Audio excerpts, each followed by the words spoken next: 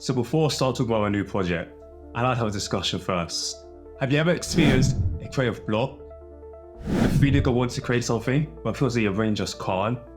And the stuff you do create feels very unimaginative and isn't made with the level of skill that it usually is. Thinking back at the projects I've been making this year, they've been very plain, lacking a lot of imagination, and just been projects existing just to have created something. One day, I took the time to think back at what was the last project I created that I fully felt inspired and ambitious to create. And that project was my university fundamental project. My university fundamental project is an anime arena fighter made in Unreal Engine 4. This game currently has 23 different characters, 2 main game modes, an arena mode and a battle mode. And within the battle mode, there are many sub-game modes. I'm going to remake this project, but to remake this, I'm going to need a plan. For this project, I created a 5-step plan. The first step is to create a fighting game with great mechanics. The second step is to create a multiplayer fighting game with great mechanics. Third step is to create a multiplayer fighting game, great mechanics, and different game modes. Fourth step is to create a multiplayer fighting game, great mechanics, different game modes, and a story mode.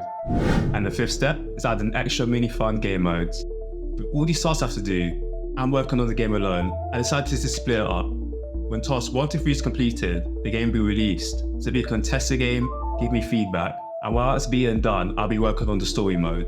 Due to the story mode taking more time, we're having to figure out plot, characters, cutscenes, and how the game's going to be portrayed within the gameplay. I decided to release the fighting aspects of the game first and have the story come later.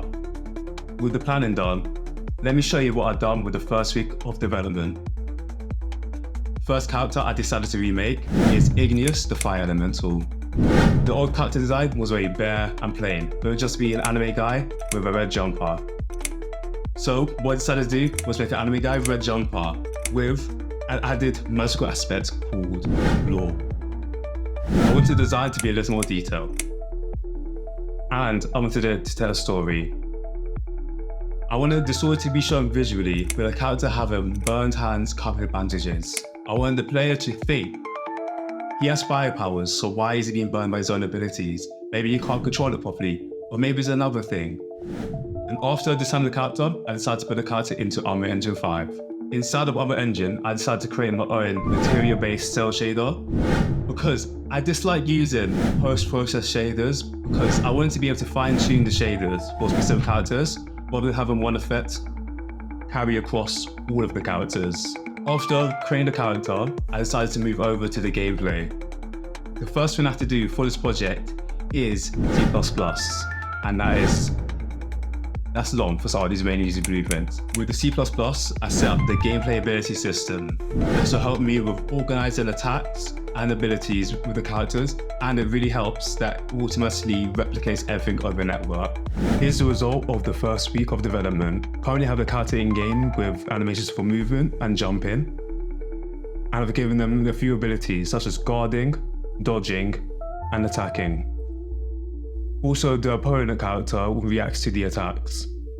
All of the character's abilities in game is handled by the gameplay ability system. This is used so it can be replicated over a network much easier, and it can also work as like a drag and drop system. So if I wanted to switch out the attacks like as a character customization feature later in the game, I can do that without having to put in too much work into coding a lot of stuff. The main difficulty with creating a game like this is the camera. The character needs to be able to smoothly switch between who's the leader character and who's the follower character, without having the camera move too abruptly to switch who's the leader and who's the follower. What really helped me with doing this was looking back at what I created for the final major project. What took me weeks, months to get perfect, I can use that with this project, optimize it to make it smoother and work better so it can be high quality for the final product. If you'd like to follow the development game, feel free to subscribe, like, and leave a comment down below if you have any more suggestions. Thank you for watching.